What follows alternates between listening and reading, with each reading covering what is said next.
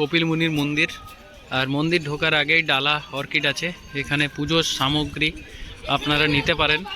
এইরকম বেশ কয়েকটা ডালা আছে, ডালা সামগ্রী নেওয়ার জন্য এরকম ডালা অর্কিড করা আছে। আর লাইট দিয়ে খুব সুন্দর, রাত্রেবেলাতে এগুলো দারুণ লাগবে। আর এই পাশ থেকেও আপনারা আসতে পারেন। তিনটে ডালা অর্কিড আছে, এই যে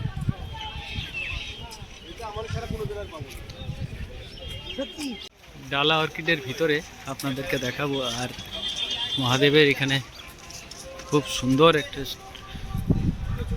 করা আছে।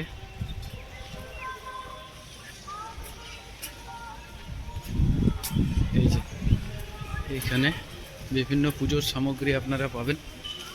এটা হচ্ছে ডালা অর্কিড, এক জায়গাতেই আপনারা পুজোর জিনিসপত্র সব পেয়ে যাবেন।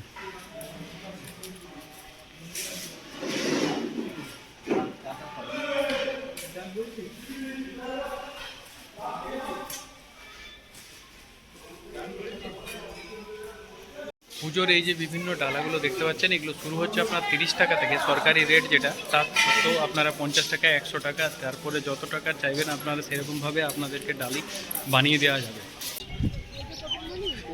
আছে এই যে মহাদেবের যে এটা করা আছে।